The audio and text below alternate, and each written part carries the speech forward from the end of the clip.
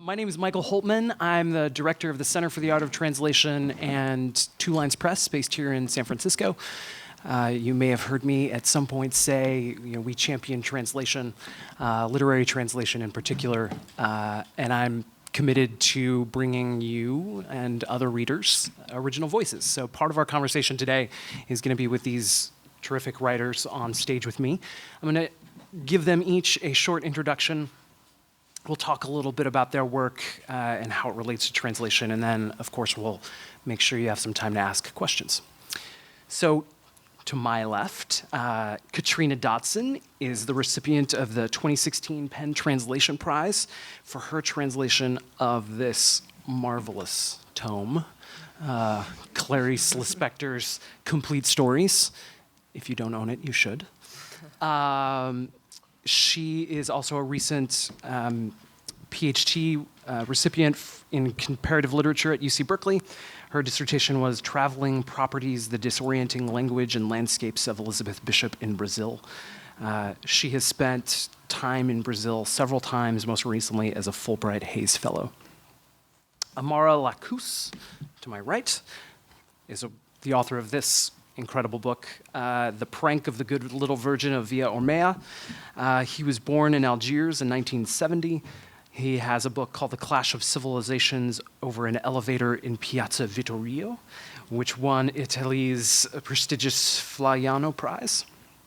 His latest book has been described as a fun and farcical whodunit about life in multicultural Italy. It also deals with some really serious issues that I think everyone in this room can relate to, so we'll touch on that in a little bit. Lakhous has a degree in philosophy from the University of Algiers and another in cultural anthropology from the University at La Sapienza, Rome. Jung Young-Moon, on my right, was born in Hamgyong, South Gyeongsang province in South Korea in 1965. He made his literary debut in 1996 with the novel A Man Who Barely Exists. His most recent book in English is the collection A Most Ambiguous Sunday and Other Stories.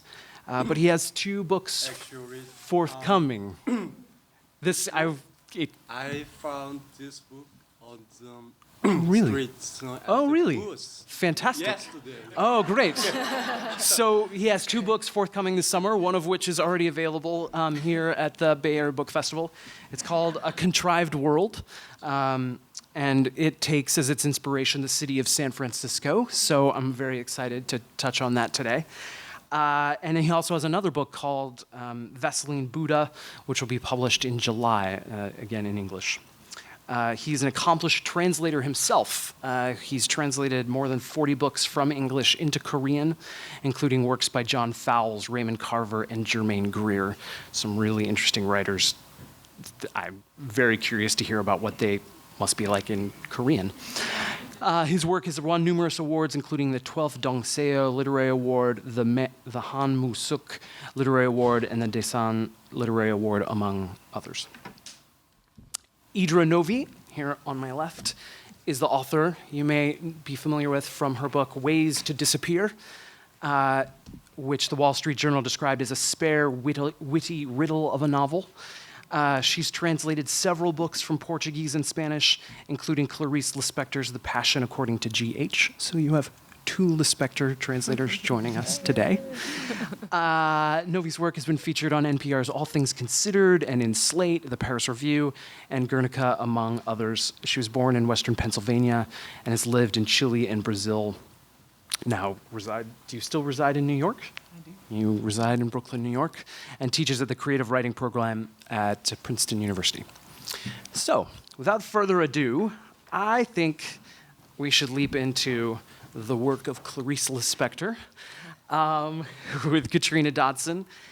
For those of you who may not be familiar with this book or Clarice Lispector, this is kind of an incredible time for her work. I think that it's really come to the attention that it has rightfully deserved for many years. But she's very much kind of a modern writer from the 20th century.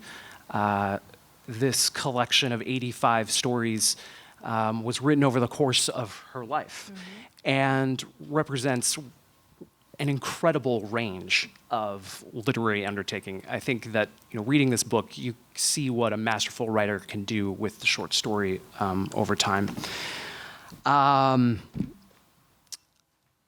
Katrina, I'm curious to hear from you. Again, for maybe someone who hasn't yet had a chance to read much from this book, how would you capture what is unique and striking about this singular writer? Okay, where do I begin? Exactly. I think anybody who just dips into even a page of Clarice Lispector's writing just feels the intensity and the power of it, and it's so. She writes like no one else, and I think both of us can speak to this. She's very difficult to translate because she's not openly avant-garde, but she'll just kind of be going along in a normal sentence, and then just one word will be off, or you'll think that okay, that's not quite the description the word you're supposed to use there, and it's just, it's a disorienting experience. And so this collection, it's, as you said, every story she published from the age of 19 in 1940 to her death on the eve of her 57th birthday in 1977. So the last two stories are the two stories that were manuscripts left on her desk when she passed away. And it's I really love the stories. I think they're a mix of this kind of dark humor. They dip in and out of the everyday lives of a lot of women. So really just going through this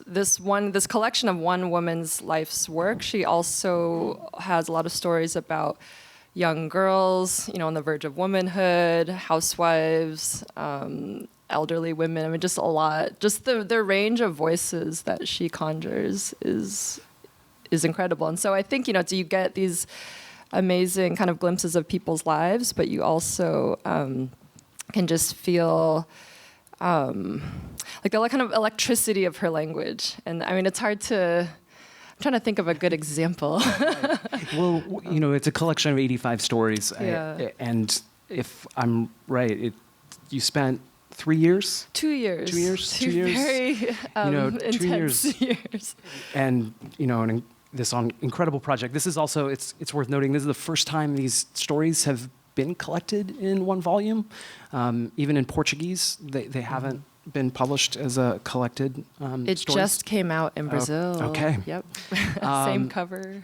But knowing there's this, incredible range of stories, and that you have spent an intimate time with them, are there a couple that, you feel you carry with you that come back to you on a regular basis? I'd say the story Love, Amor, which takes place in the Rio de Janeiro Botanical Garden, is the one that's closest to my heart. I've read it many times. I've taught it as a reading and composition instructor at Berkeley. In another, in Giovanni Pontiero, there was a previous version of it. And I definitely did more drafts of that story than any other. The Smallest Woman in the World is another one that's one of my favorites. But I think I love the story because it is this mix of being incredibly poetic. So it's this housewife who's coming home from grocery shopping on the tram in Rio de Janeiro, and she's kind of feeling a little bit smug about her perfect life. She's got this husband and 2 children. Like, she's planted these seeds and they're growing up perfectly. But she's in this, what she calls the dangerous hour of the day. So it's the late afternoon and nobody needs her anymore. And she kind of starts to drift and just remembers this kind of younger, wilder self that she had. And, starts to feel a little bit restless about this life that seems so perfect from the outside. And suddenly she sees this blind man standing at the tram stop chewing gum, and his mouth is opening and closing. And he's chewing it. Whatever it is, she thinks that he's mocking her, that he's laughing at her, even though he can't see her. And it's this moment that just casts her into this abyss, and she drops her groceries and the eggs break, and she rushes off the tram in this kind of daze. And suddenly she doesn't know where she is, and she wanders into the botanical garden. And it's just this beautiful moment where she thinks she's found this refuge. It's just, she's in there's the trees and the wind, and you might hear some birds, but all of a sudden it just everything kind of switches, and she sees like dark fruit stains on the bench that look like blood, and the pits look like little rotting brains, and there are parasites on the tree. So it's all of a sudden like death was all around, murders in the garden. So it's just, it's this amazing story because it seems like it's just a kind of mundane story about a life, a day in the life of a housewife, but then you've got this, crazy moment of kind of perverse, like, death and nature in the garden. And it's all very beautiful, so I recommend that story. Yeah, they're all, many of them are very memorable and striking for their images and turns and the language. So clearly our panel is about translation, and language is going to be a major part of this talk. Clarice Lispector's Portuguese is strange.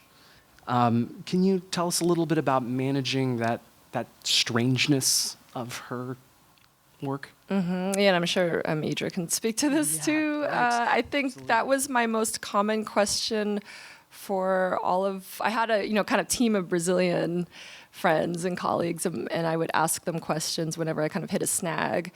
And that was my most common question was, does this sound strange to you in Portuguese? And oftentimes they'd say, yeah, this is strange, but it's just like one preposition is off, or it's like a word that doesn't exist but sounds as though it might exist. Like there's a story in which a woman is she's drifting off to sleep, and it says ela fantasiava, okay, it should be fantasiava. It's like she's kind of like daydreaming, dreaming, fantasizing, but it's fantasticava, and it's not a word, but it sounds like a word.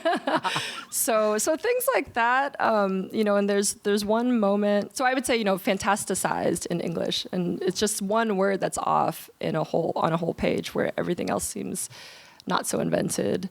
And there's another moment later in the collections where the narrator says, "I never thought that the world and I would reach this point of wheat, ponto de trigo." So, like a point in time. And I just thought, well, what does this mean? Like point of maturity? Like we've like reached this harvest or something? And I was Googling everything and on forums and talking to people. And I talked to my editor and I, between us, I think must have talked to 10 or 15 Brazilians, and they all said, no, I don't know what it means. So I just had to leave it. So sometimes when you don't know, actually the best way is not to try to interpret it and say this point of harvest or maturity, but just say this point of wheat and let the reader just do what they will. Katrina recently, well, it was in the fall, had a conversation with one of my colleagues, Scott Esposito, and that recording is available online, should any of you be curious to hear more about the specific book. But in that conversation, Katrina, you mentioned how by translating this particular book, you said that your Portuguese is better and your English is better. Yes. Can you talk a little bit about what that experience is like as a writer, kind of making new discoveries in English? Yeah, I feel like I did this like independent study MFA in fiction and translation just by, training with her, going through this writer's life's work. It's amazing. And I could see, I write about her. I was writing about her in my dissertation, and then I ran out of time and just finished my dissertation without her. But I think, you see the variations in language. So in the beginning stories, beginning collections, her language is much more literary, and you feel this energy. She's really excited about writing stories, and they're much more kind of conventionally literary stories. I think like the language is much more poetic, and they have these kind of, they have an arc where they end oftentimes with the kind of epiphany or, kind of, to the end, at the end, they also do the end of her life. But I think just tracking her language. So in the beginning, the language I used was much more flowery, more adjectives and kind of more kind of romantic feel. And then toward the end of her life in the 70s, she just got really tired. I think she just felt like she'd done what she could in a more literary vein. She'd kind of mastered that. And then at the end, she says, I want the anti-literature. She just gets kind of like crazy or so in the hour. it's almost at the hour of the start. In Which is a great book. Via Crucis of the Body and Where Were You at Night, she just starts writing kind of more like campier, pulpier fiction, and I started using words kind of like more kind of slang words or kind of looser. There was like a kind of looser feel to it toward the end. And at one point, when like her stories in Via Crucis of the Body get really sexy. They're like threesomes and murder and like a drag queen and his best friend who's a housewife by day and a stripper by night. They go after the same man. And at the end of the story, he's like, she gets the man and the drag queen, she says, like, you're not even a real woman. You don't even know how to fry an egg. And she's like, it's true. I'm not a real woman. So there's just like funnier moments. And so I think tracking that language, having to understand what that felt like in Portuguese and then trying to reproduce it in English, I definitely thought so much about the registers of language in English. And a lot of times I think you start going crazy because I'd say, is this a normal way to say things in Portuguese? But then I'd also say, is this a normal way to say things in English? Right. And so I think the internet is a fabulous tool. I can't imagine what it was like to translate before the internet because so much of language is embedded in the way it's used on a daily basis, or in a living situation, and not just in the dictionary. And so I think so many of the ways you can kind of get a sense for how a word will fall on someone's ears is when you just hear it in usage. So when you just Google phrases, you can see you have all kinds of examples of how people are actually using the phrases in the news, on forums, some kids blog, whatever. Yeah. Well, kind of building on that idea, I think we should move on to this book, Ways to Disappear, Idra Novey's novel, which takes as its conceit the fact that a translator may know a writer extremely well. In the case of this book, the story opens up with with this great writer in Brazil who is missing. And the translator hears this news and feels compelled immediately to go to Brazil to help find her. And what's interesting, knowing that Idra Novey is herself a translator, has spent time in Brazil, has worked on Clarice Lispector as well. I'm curious to know how, this book erupted in you. You felt I have to capture and represent a translator in fiction. Oh. So I, had translated a number of writers, both who are living and who are dead. And so if you're translating someone who's alive, you can email them and ask questions. And if they're not, you kind of have to create a character in your mind, sort of the way a fiction writer would, so that you're having this kind of concocted conversation with somebody and be like, I would sort of say to Clarice, I found a book of her letters and was reading them while I was translating her as a way to get to know her and create this false conversation in my head. And she became very much a character. And during that same process, I was kind of curious about the lives of translators and kept coming across novels that had translators in them. And none of the translators that I found resonated with my own experience of translators or the fascinating, adventurous, wild people that I knew who went into translation, who were just international and adventurous and just very generous spirited. And the translators I kept coming across, representations of them in fiction, were often inhibited people, or they would be, that they would sort of glom on to writers because the writers had really wild lives and they were too inhibited to go and be interesting people in their own right, or they resented. All the representations I found didn't quite jive with my experience of many of my friends who are translators. And so I think, as many writers find, you end up writing the book that you need and the book that you can't find. So I set out to write the book I wanted to read about the translator that I thought had been misrepresented, and to sort of find my way to convey what I think is the secret sort of superheroes of literature that hadn't been represented that way. The main character, Emma, is driven and That's a good one.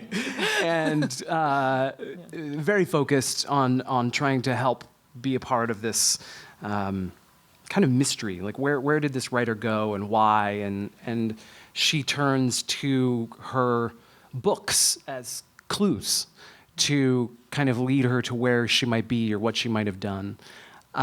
while you're constructing the story, were there incidents in your, in your reading, in your translations that kind of made you imagine, like a writer leaving you clues?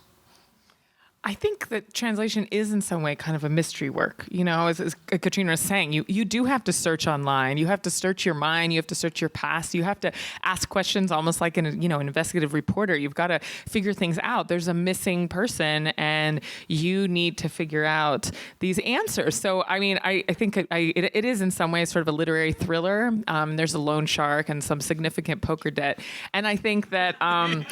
in some ways, I did feel like I was like putting on some sort of, Sherlock Holmes hat and investigating in musty phone booths and things like that. So, and it's also just a great adventure to be a translator. And I think that it's a really joyful thing to do. And I felt like the depictions I'd found of translators didn't convey the joy of it and the pleasure of it. And, and people kept saying to me after I published the novel and, it was coming out in other languages, and especially after they heard about the film agent, and everyone's like, oh, I guess you're never going to translate it again. And I said, I'll translate my whole life because I love it, and I think I'm as addicted to it as some people may be to poker. So This book also has some wonderful insights about translation and about language and about the way in which language can fail us sometimes. But I kind of wanted to single out a few moments. This happens kind of in the middle of the book, where Emma is thinking about translation as she has done throughout the book, as you can imagine. And wasn't the splendor of translation this very thing, to discover sentences this beautiful and then have the chance to make someone else hear their beauty who had yet to hear it, to arrive at least once at a moment this intimate and singular, which would not be possible without these words arranged in this order on this page. One of the other things that I like about the narrative in this book that I think is, kind of fun and unexpected is the way in which Emma is also chronicling her experience while she's in Brazil, and she's kind of keeping a notebook that perhaps she might use to write her own novel. But she has these moments where she singles out terms and then kind of weaves them into the story in a way. I'll give an example. This one is from a little later in the book. She writes the word chance. She's thinking about the idea of chance. And she writes, chance, from the Latin cadentia, that which falls out. 1, a force assumed to cause events that can neither be foreseen nor controlled, as in, she could find her mother only by chance and a yellow umbrella. In this case, there's this hotel that has yellow umbrellas. 2, a fleeting, favorable set of circumstances. See also, gamble, hazard.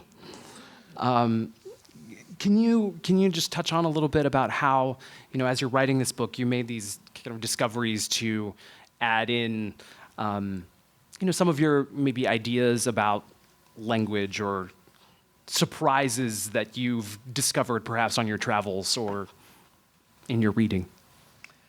Well, I think as Katrina brought up, a lot of a translator's work is finding definitions. And I remember when I first started translating, I had a dictionary and would be traveling places that didn't have internet. But I do think, when you have it, it's fastest just kind of type it in and look it up that way. And the definitions would always seem inadequate, or the range of definitions would kind of be an art in itself, where you would look up a word in Portuguese and find things that seemed just absurdly, like different from each other. And so I just started to play with definitions as a kind of prose poem, and how the definition was kind of up for grabs, and almost like the art of the definition. So I also think that I'm sort of a restless spirit. So when I was writing the book, I kind of said to myself, women writers have sort of disappeared from the record, and translators tend to disappear from the public record, unless either as a woman writer or as a translator, you sort of die in sort of a tragic way.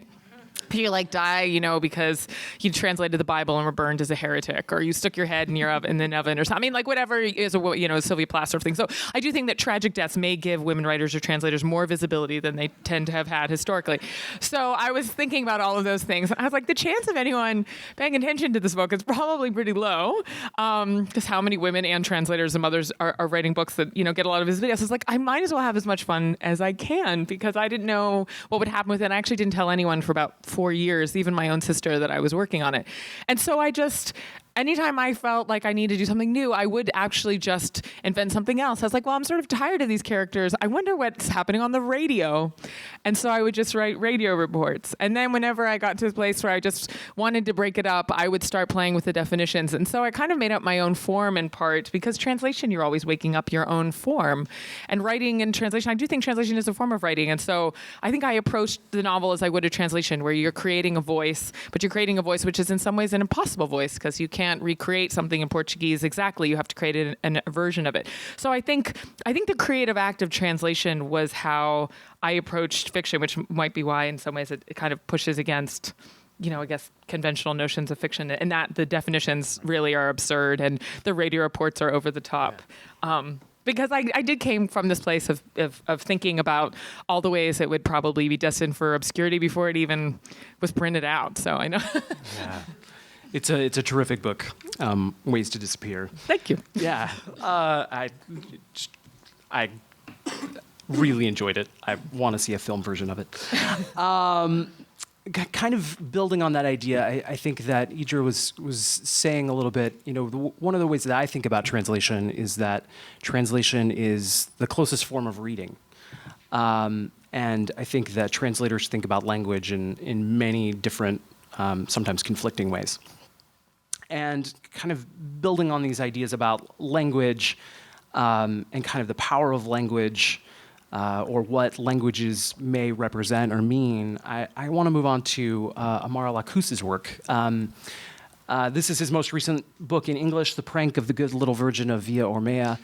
Amara is, in addition to an Italian writer, he's written 2 of his books in Arabic, so both Arabic and Italian. His books, as I may have alluded to a little earlier, they have these, they're kind of light, or seemingly light, that deal with issues that I think are pretty profound and certainly very contemporary.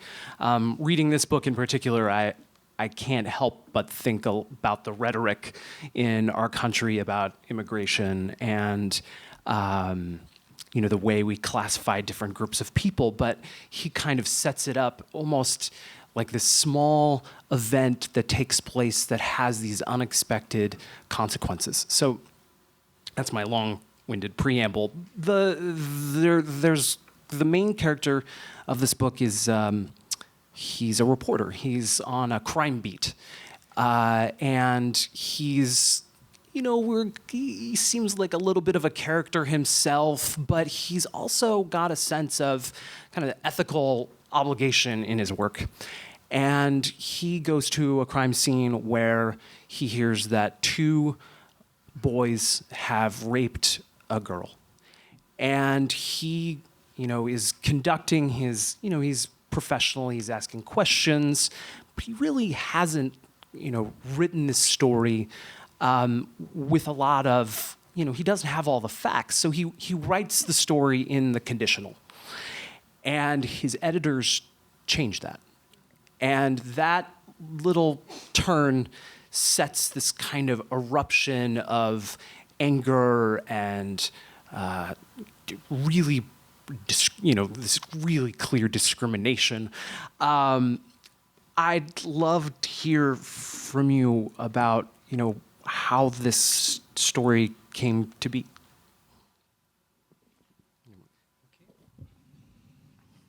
Thank you. Thank you. So this novel is just an example about living between many languages, and there are a lot of misunderstandings, because the same words very often have different meanings.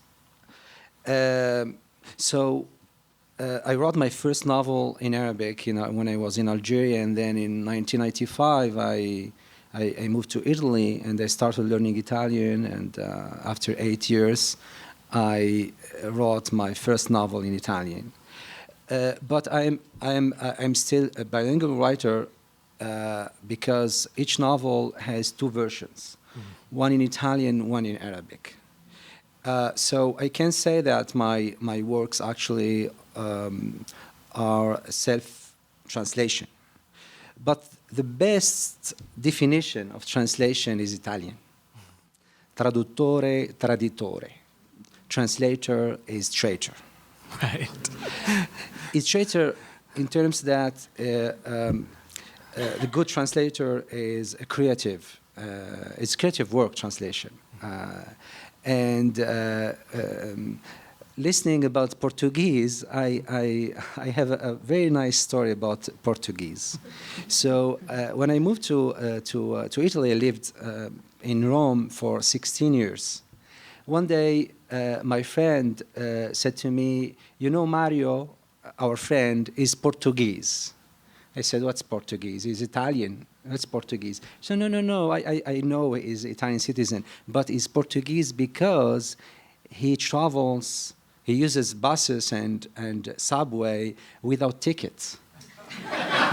So in Rome, especially in Rome, fare il portoghese, that means you can travel without using tickets.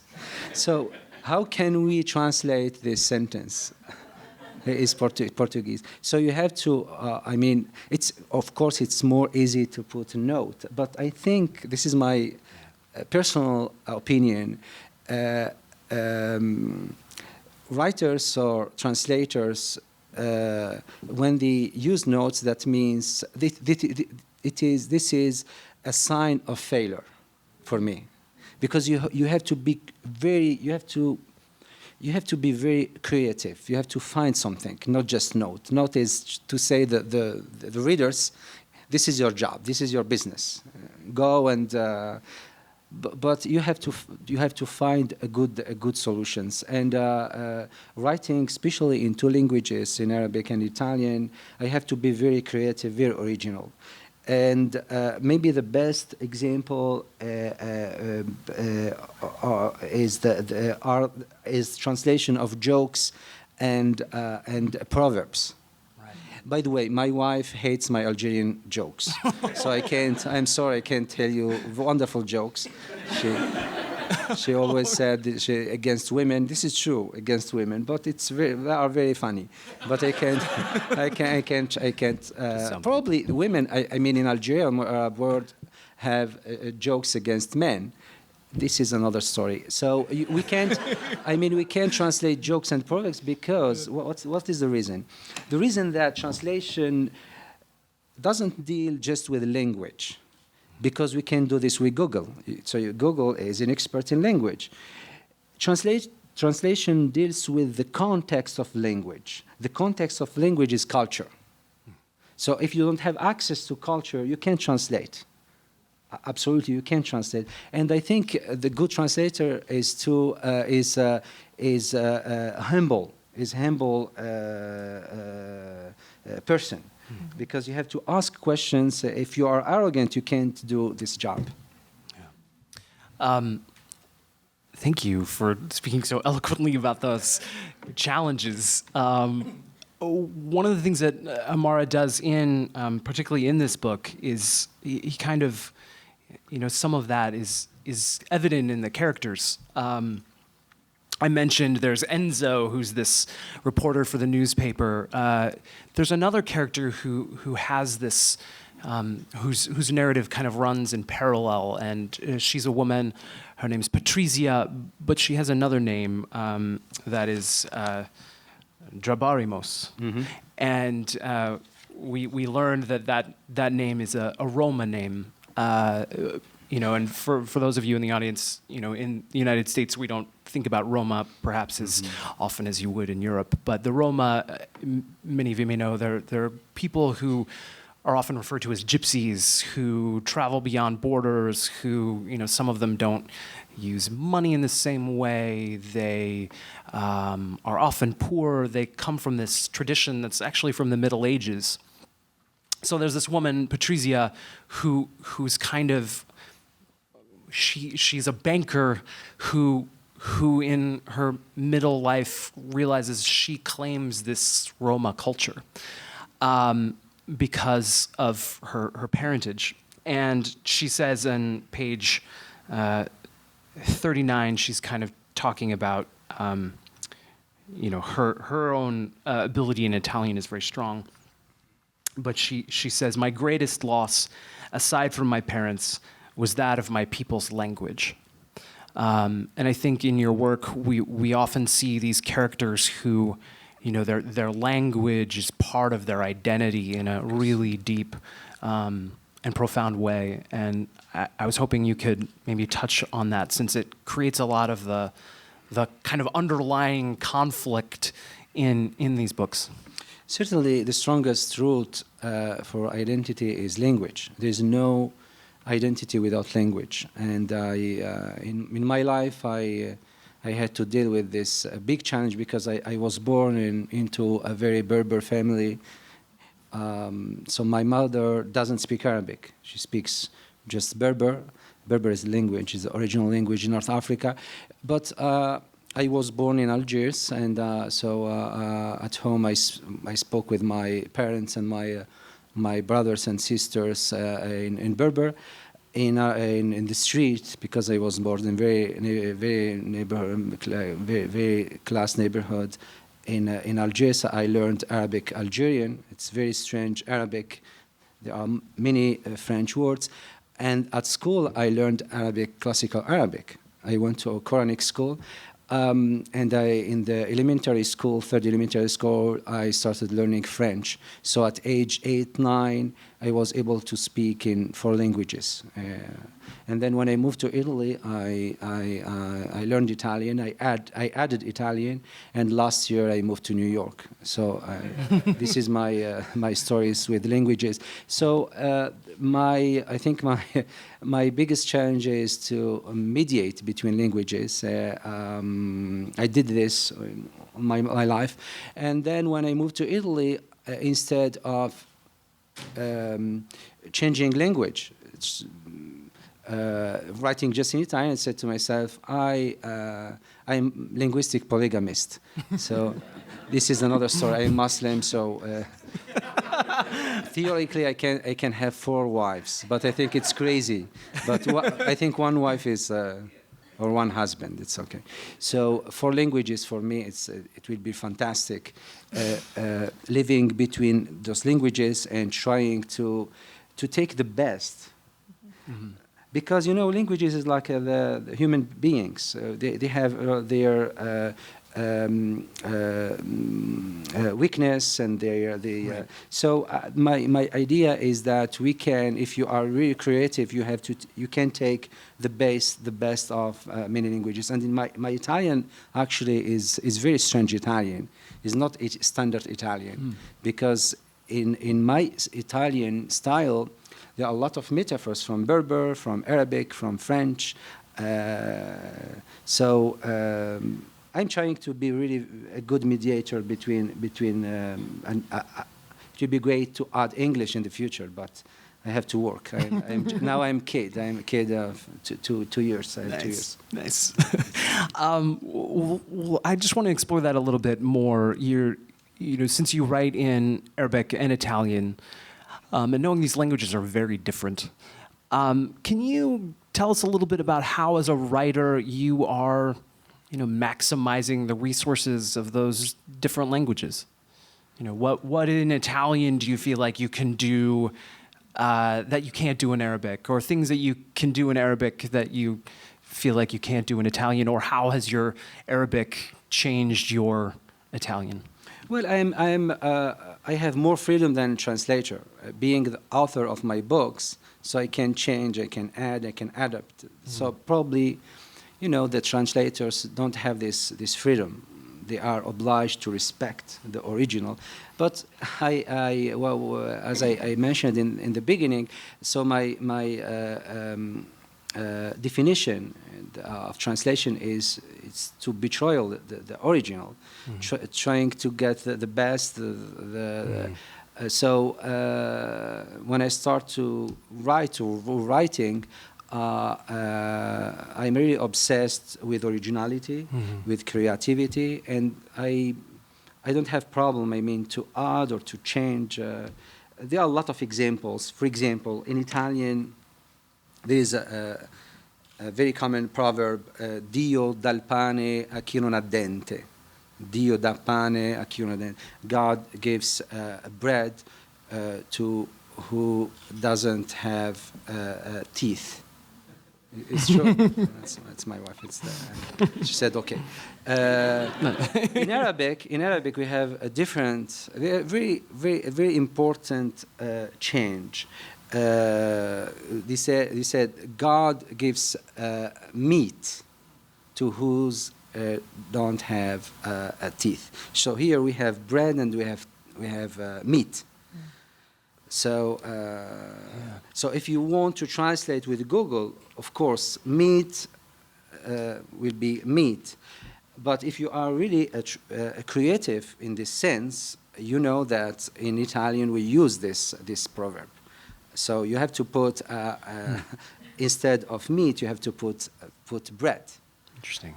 This is just an example, but there are a lot of examples. Of examples. We haven't really touched on the real humor in your work. I know you talked about jokes in these different languages. There's also a lot of wordplay, a lot of the characters' names. Some of them are kind of charming characters who are also flawed in these interesting ways.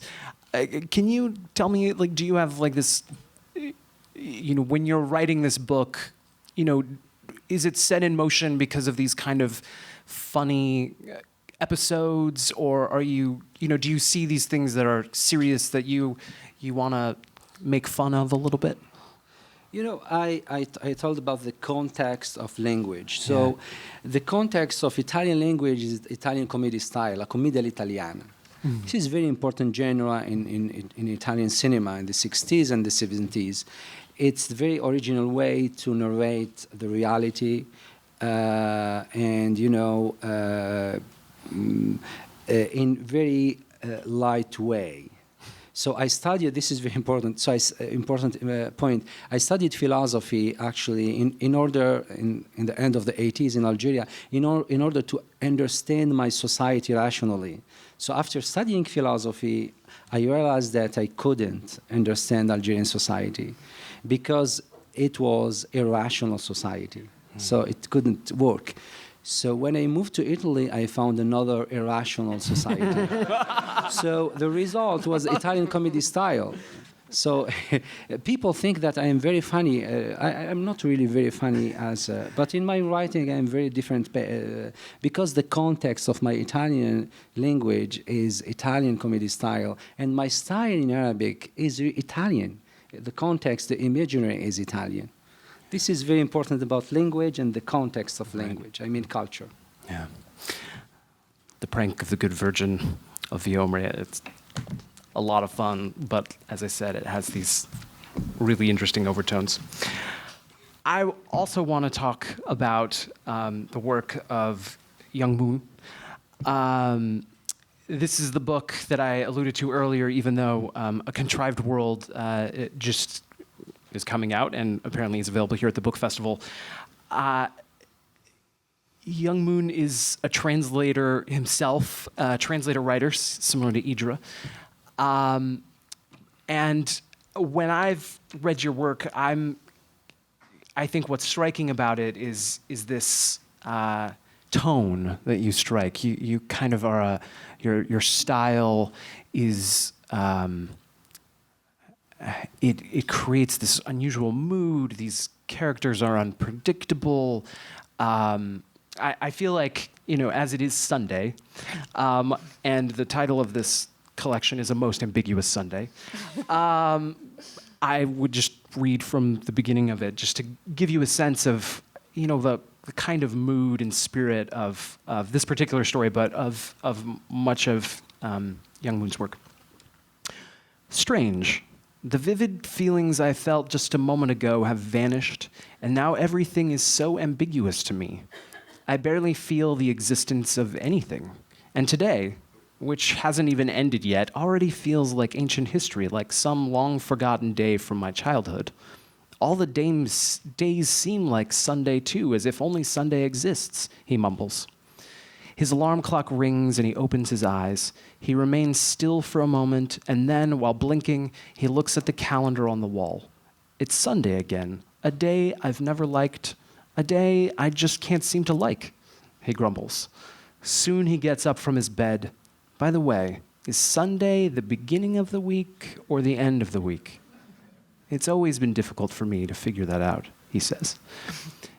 In much of your work, I feel like there's this questioning, there's a kind of, the title of this particular story is Ambiguous Sunday, and I feel like there's kind of this hesitation and amorphousness that's in your work. Can you tell us a little bit about how, as a writer, you've created this style?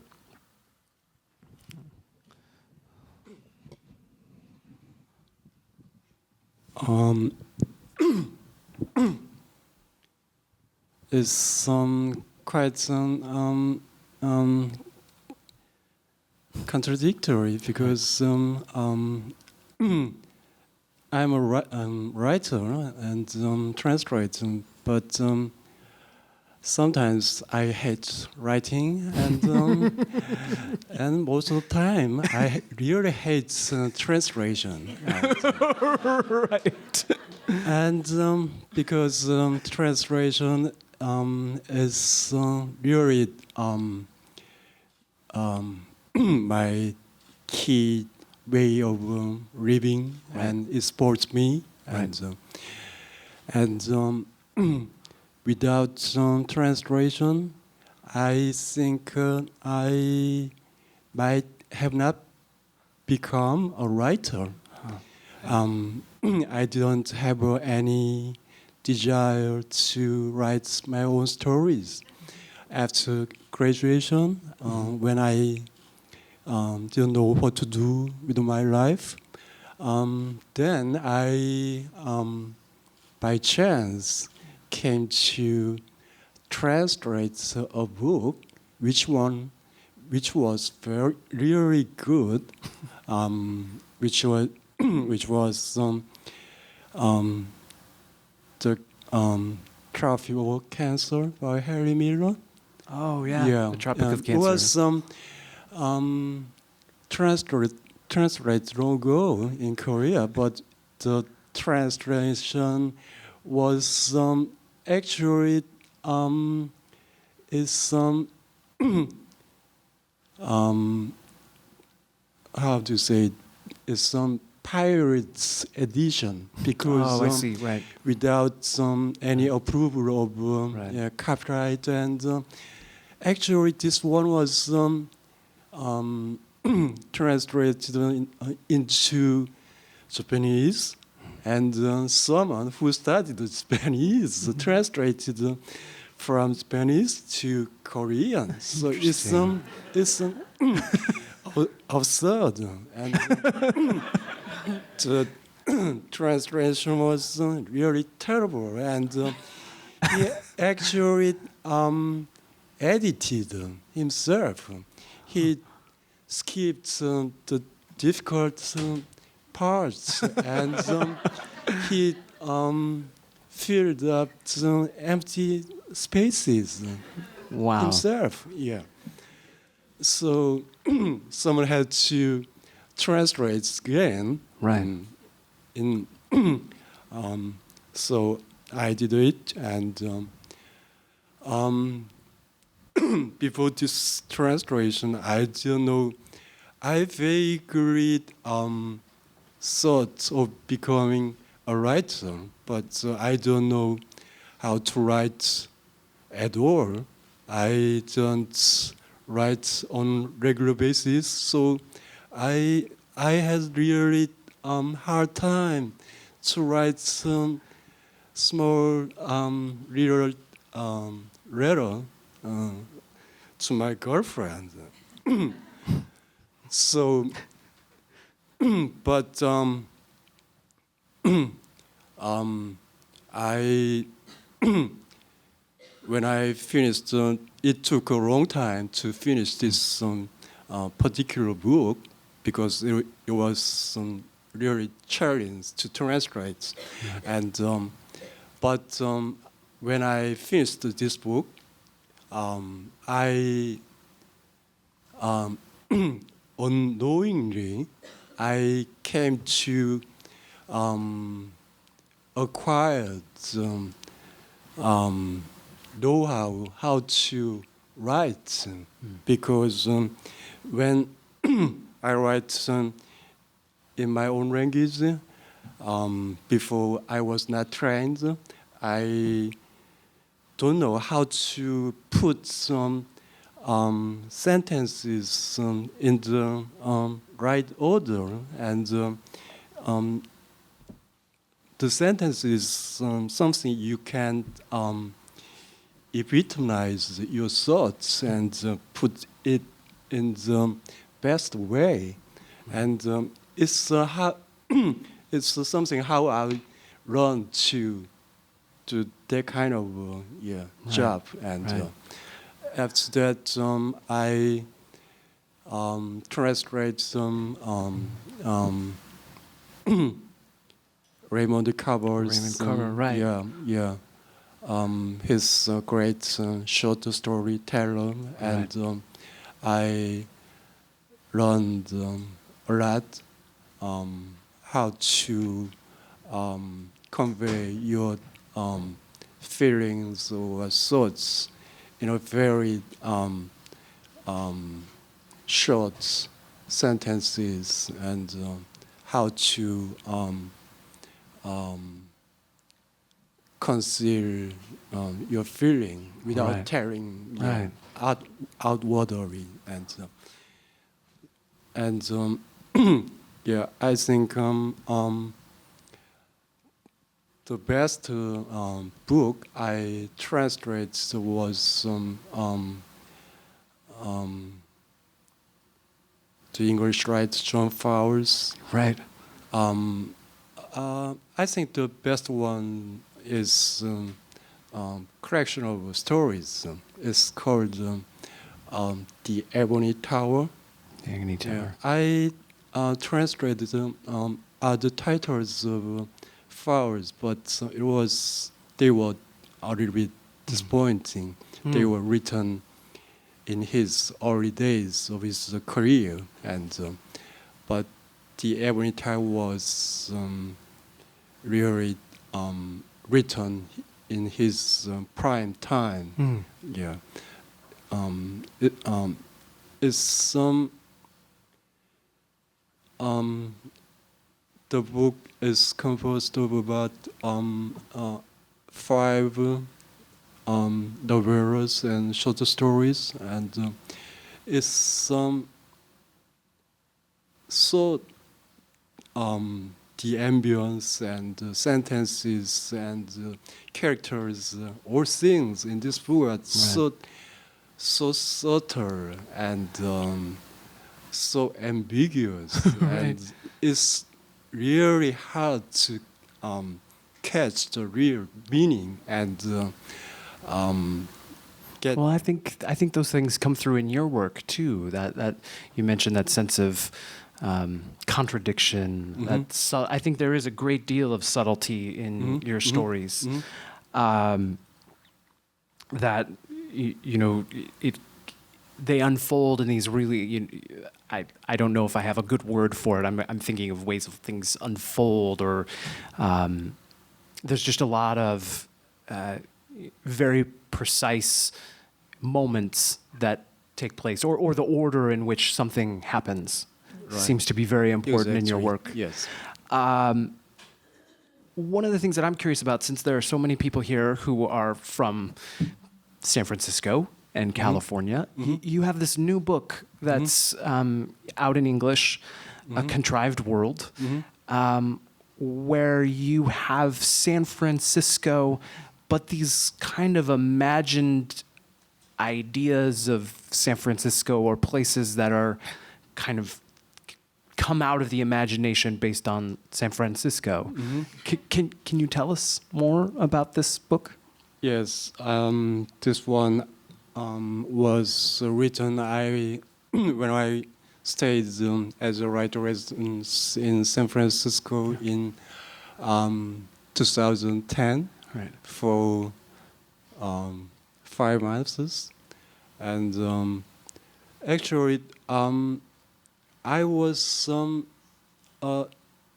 writing residence at UC Berkeley, but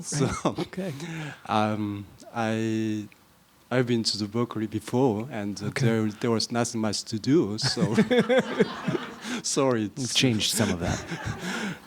So I found a house in San Fran, and I think it was a great choice in the end. Yeah, and I don't intend to write because at the time I was, as a writer, very exhausted and like to have a vacation. But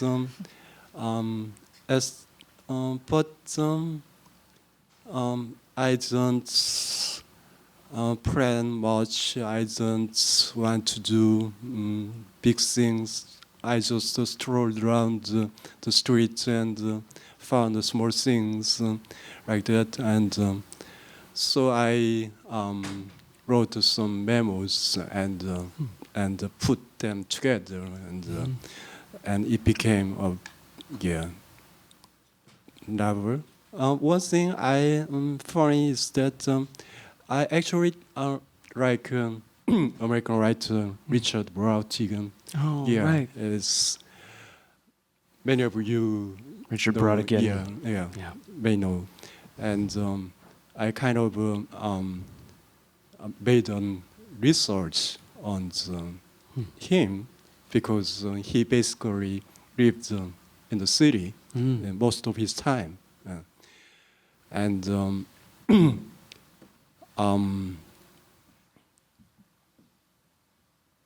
after residence program, I was able to choose some place to travel. For about 2 weeks, and I don't want to go anywhere. I thought of Nice. everywhere in the world, Right. from Alaska to Cuba, or but and I like to go to Costa Rica, and just because I like to see very colorful, exotic Costa Rican parrot in the jungle. So I was thinking of dyeing my hair very colorfully, You could do that here in Berkeley.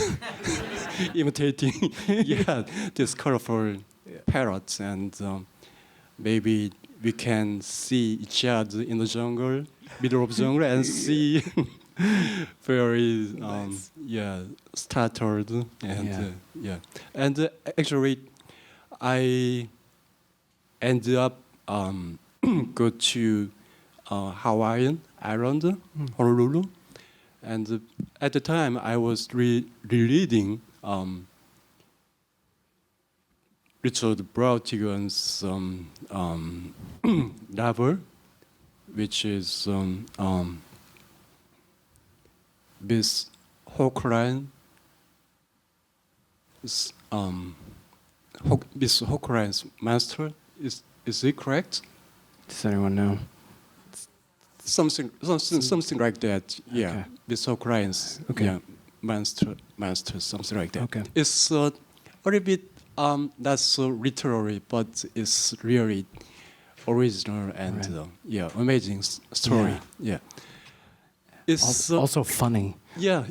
really funny because at the beginning, there are two guys who are contracted killers who are supposed to kill someone on Hawaii, an island, on a ranch. And it was a long time ago, and they were sailing on the boat.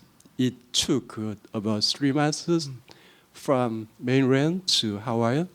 They were so tired, and they talked really bad things about Hawaii on their way to Hawaii, and they said how much they hate Hawaii. They hate this trip to Hawaii. It's more, so the pages are full of these dialogues, and when they got there, and they were to kill a man, but when they saw a man who was teaching his son how to ride a horse, these two killers got some weekends, and so they gave up, and then they comes back for 3 months on the ship, cursing about Hawaii. I think that's a terrific description of that story. I think that one of the things that Young-Moon does in his work is it really does have this humor and kind of circuitousness. You don't know where you're going. Some of the characters are just strange or funny or not socially correct in many ways. Also, now I'm sitting here thinking I want to reread Trout Fishing in America. Before we wrap up for the day, I want to hear some questions from the audience. Some of you may be curious about translation or about these particular works we've described. I'm going to start with this young woman right in front of me. Yes? I was wondering if any of you have any favorite, or I guess any theory of translation that you would recommend to someone who's a beginner. And the question is, do you have a theory or philosophy about translation that you might want to share with someone who's starting out? Yeah, well, I'm trying to think of one particular. There's a really great collection of essays. It's called the Translation Studies Reader by Lawrence Venuti, and that Venuti. And he's a translation studies scholar, but that one collection just has, it's a compendium of all kinds of writing on translation, from classical times through thinking about how the Odyssey has been translated, basically through Romanticism up until now, and you have Nabokov has a very famous essay. I can't remember what, but it's like a lot of really great essays. And I think, the way that I've learned when I was translating, I had a lot of questions about how do you do this? How literal do you make it?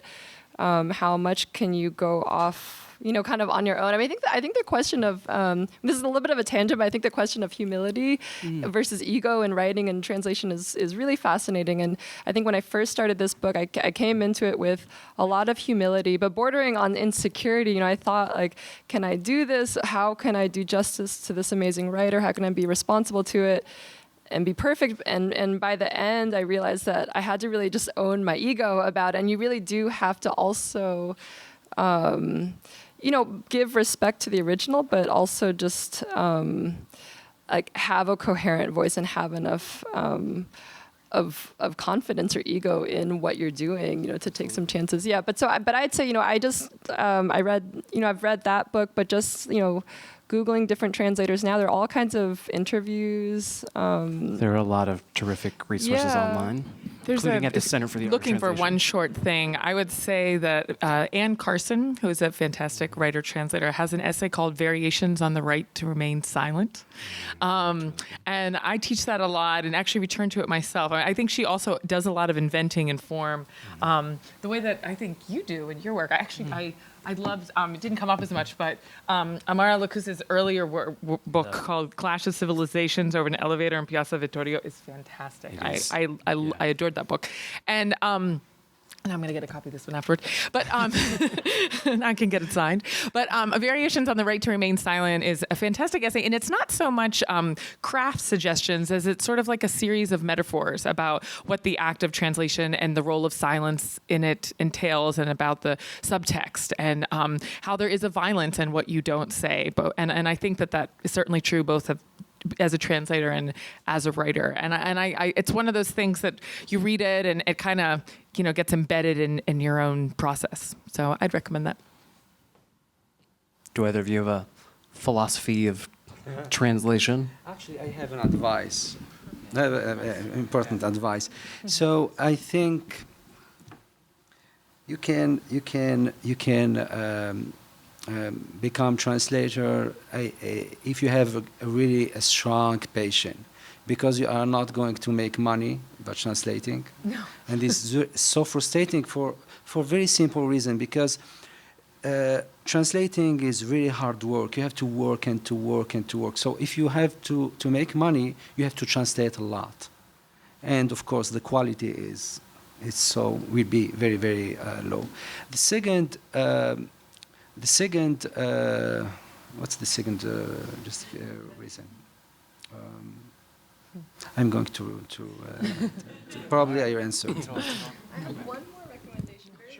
Idra jogged my memory. So one I would also recommend is Lydia Davis writing about translating Madame Bovary. It's the 18th translation of Madame Bovary in the Paris Review.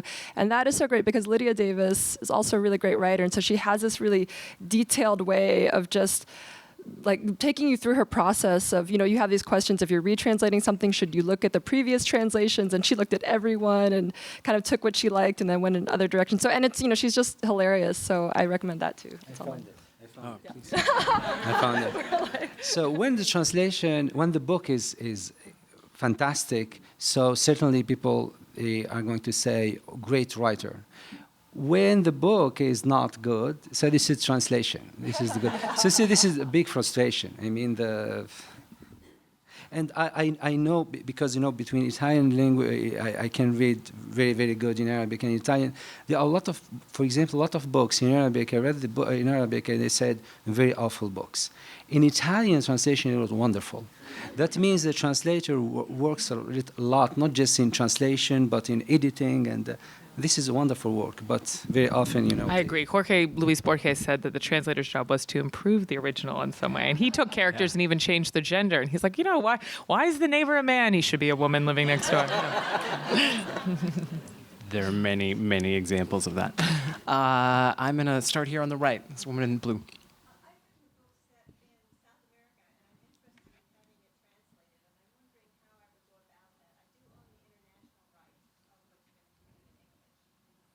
Question is, she's written a book and is interested in having it translated into Spanish, and how might you go about doing that? I don't know if anyone wants to take a spin at that. I think it really depends on where you want to have that published. If you want that published in the United States, we have different kind of publication.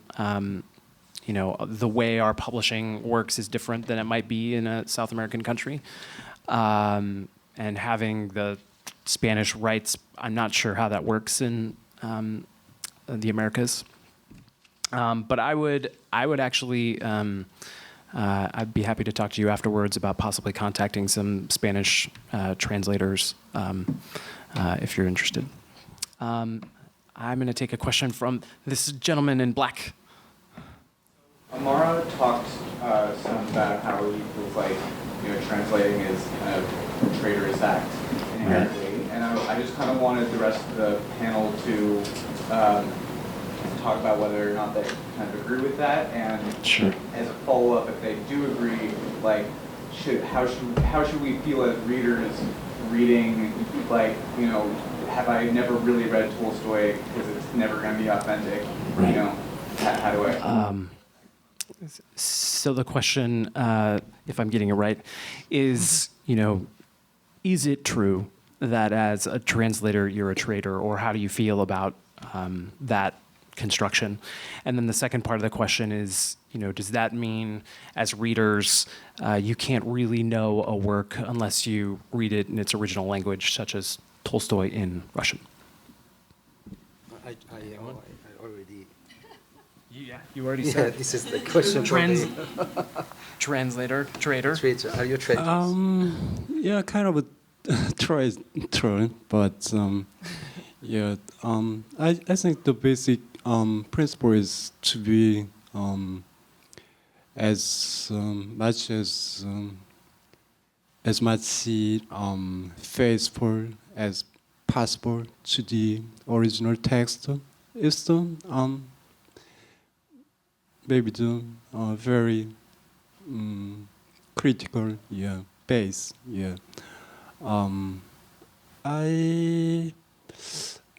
I don't know so many languages, but in my case, I translate English books into Korean, and in some cases,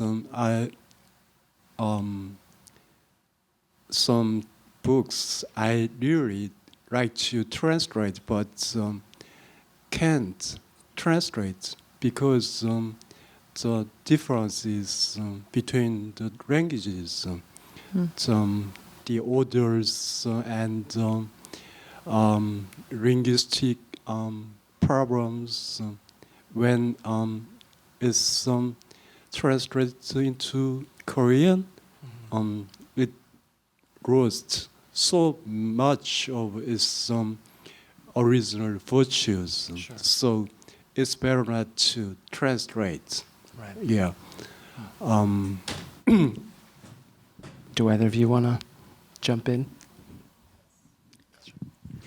I mean, I think that is one of the most common sayings you hear about translation, especially when you're a translator. And I think if you think of the original as a sacred text, you know, then yeah, you're going to mess up the word of God or the goddess. But I like to think of translation as a performance. So you're performing a script, or you're kind of doing your interpretation of it. And so I do think it's a kind of living interpretation or version of the original. And of course, I mean, I think if you're wedded to this idea that you can carry every single thing from the original into the new one, then you're just going to have a meltdown. So yeah, you have to. I like to think of it as like, this is my Clarice voice that I'm doing, and someone else maybe in the future will do a different one. So, and I think that's why another thing that's often said about translations is that you need them to be kind of renewed every several generations or so, or, you know, there's always room for another version of a book. Yeah. I mean, I was intimidated by translating Clarice Lispector too, because she's been sort of a literary hero of mine since college. I kind of moved to Brazil in order to learn Portuguese and read her in original because her writing meant so much to me. And I think that you do translate at the frequency of your time, and it is a provisional work in a way, and you're translating at a frequency, and, you know, maybe the radio frequency will be different in 10, 15 years, and I found that kind of a relief. I'm just translating the frequency of my sensibility, you know, in our time, and maybe someone will return at a different frequency in the future. I can't imagine what that will be when people have like their phones implanted in their brains, what that frequency will be. But I don't know, and I hope future translators will return to Lispector's work and make their own art of it. So, And I'll just add that you know, we often focus on what is lost in translation, but I feel like we gain so much in translation. As Amara was, I think many of the panelists today were saying, you know, by moving it into a new language, there are things that you gain, there are things you can try. Different languages have different assets and resources that, you know, we are so fortunate that the range of work we can read in English includes these masterpieces from other languages. I think we have time for maybe one very brief last question. How about this woman right here? Sure, please. So I've been translating since 2002, and my entire career I had been told never to translate into anything but your mother tongue. The professional thing is to translate into your mother tongue. I started out as a literary translator, now I'm a professional. I mean, it's really interesting how, I mean, not that is but literary translation. But I think it's really interesting that we have a panel where two people on this panel writing a language that's not their mother tongue, and then two people on this panel translating to a language that is their mother tongue. So I was wondering if you could speak a little bit to the ramifications of working in a language that's not your mother tongue. And the question is, in essence, translating from a language that's not your mother tongue into a language that is your mother tongue. Is that correct?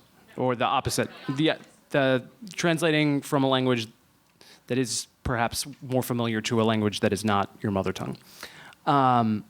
Does anyone want to speak to that? Sorry?